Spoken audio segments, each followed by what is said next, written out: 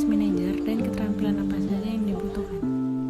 Yang pertama ada menurut Robert L. Katz, yaitu seorang manajer harus memiliki minimal 3 keterampilan dasar.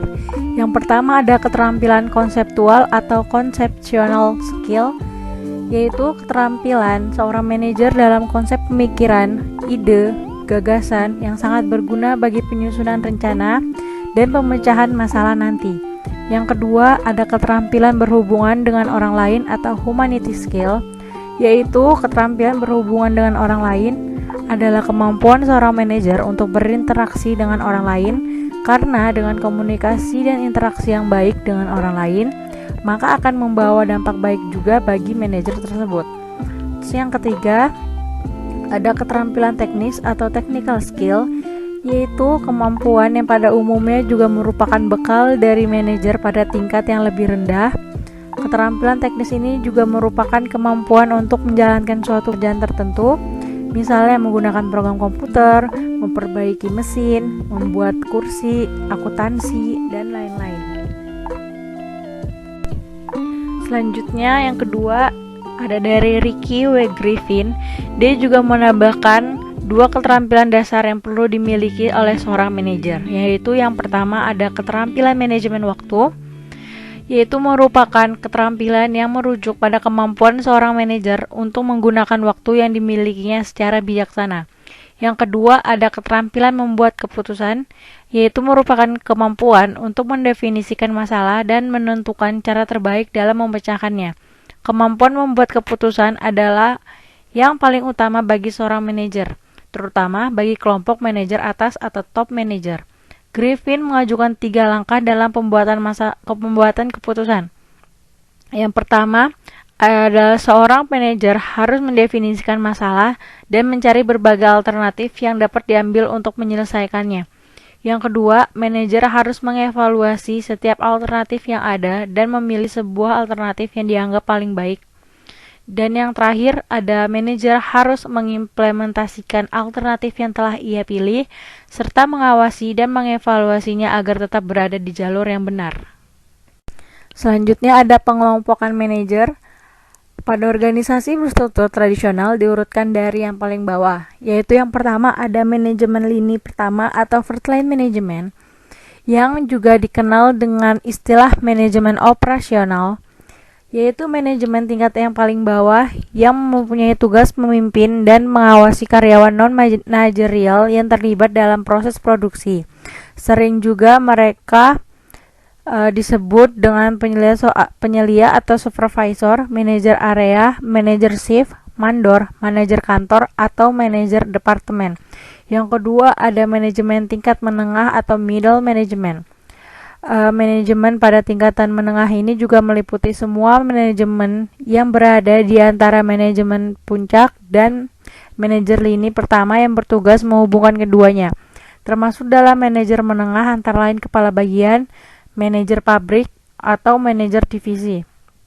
Yaitu yang terakhir, yang paling tinggi atau yang paling atas, yaitu manajemen puncak atau top management dengan istilah executive officer, mempunyai tugas dalam perencanaan kegiatan dan strategi perusahaan secara umum serta mengarahkan jalannya perusahaan, termasuk dalam top management, yaitu ada CAO, CIO.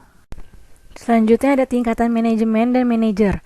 Dilihat dari tingkatan organisasi, manajemen dibagi dalam 3 tingkatan, yaitu yang pertama ada manajemen puncak atau top management yang bertanggung jawab atas pengaruh yang ditimbulkan dari keputusan-keputusan manajemen keseluruhan dari organisasi. Misalnya, direktur, wakil direktur, direktur utama. Keahlian yang dimiliki para manajer tingkat puncak adalah konseptual, yang artinya keahlian untuk membuat dan merumuskan konsep untuk dilaksanakan oleh tingkatan manajer di bawahnya. Yang kedua, ada manajemen menengah atau middle management yang harus memiliki keahlian interpersonal atau manusiawi, yaitu artinya keahlian untuk berkomunikasi, bekerja sama, dan memotivasi orang lain. Manajer juga bertanggung jawab melaksanakan rencana dan memastikan tercapainya suatu tujuan, misalnya manajer wilayah, kepala divisi, dan direktur produk. Yang terakhir ada manajemen bawah atau low management yang bertanggung jawab menyelesaikan rencana-rencana yang telah ditetapkan oleh para manajer yang lebih tinggi. Pada tingkatan ini juga memiliki keahlian, yaitu keahlian teknis, yang artinya keahlian yang mencakup prosedur teknik, pengetahuan, dan keahlian dalam bidang khusus, misalnya supervisor atau pengawasan produk dan mandor. Selanjutnya ada manajer dan lingkungan eksternal organisasi. Dalam menjalankan roda organisasi harus selalu memperhatikan keadaan lingkungan sekitar organisasi tersebut. Lingkungan tersebut meliputi lingkungan eksternal dan lingkungan internal. Yang pertama ada lingkungan eksternal mikro, yaitu lingkungan yang berada di luar organisasi yang saling mempertukarkan sumber dayanya dengan organisasi tersebut dan tergantung sama orang lain. Organisasi mendapatkan input atau bahan baku, uang, tenaga kerja dari lingkungan eksternal, kemudian ditransformasikan menjadi produk dan jasa sebagai output bagi lingkungan eksternal. Para manajer seharusnya tidak hanya memusatkan perhatiannya pada lingkungan internal organisasi, tetapi juga menyadari pentingnya pengaruh lingkungan eksternal terhadap organisasi yang dikelolanya.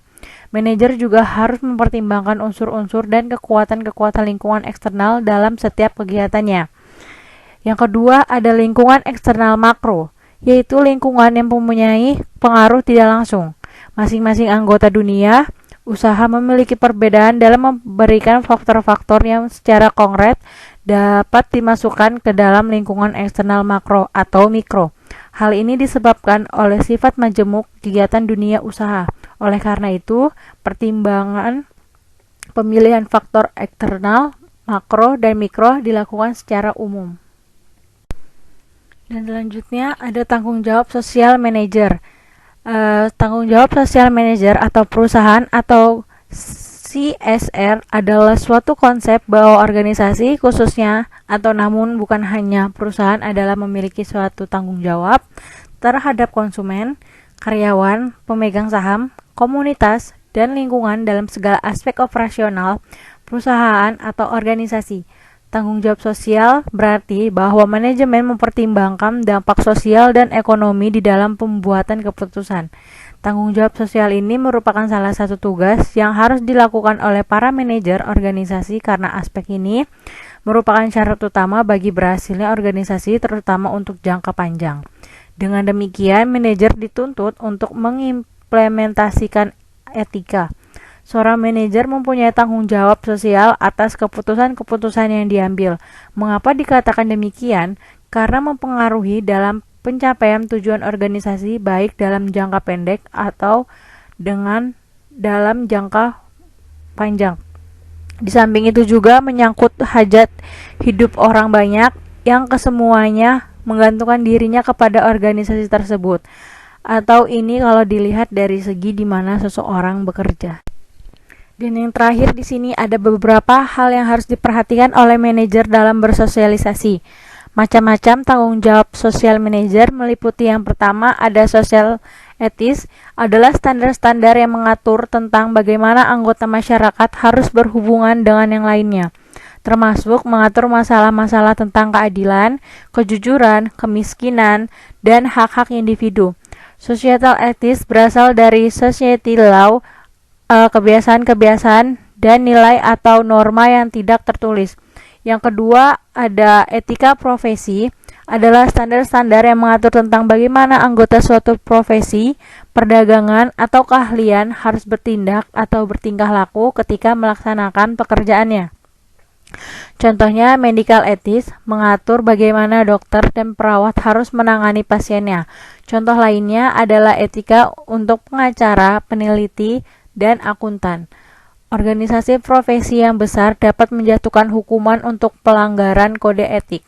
Yang ketiga ada individual ethics, yaitu standar-standar yang mengatur tentang bagaimana orang melihat tanggung jawabnya terhadap orang lain dan bagaimana mereka harus bertindak dalam situasi di mana kepentingan pribadinya dipertaruhkan.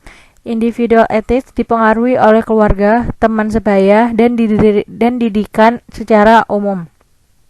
Pengalaman-pengalaman yang diperoleh selama hidup sebagai anggota masyarakat juga memberikan kontribusi dalam pembentukan standar nilai digunakan untuk mengevaluasi dan memutuskan apa yang benar dan apa yang salah.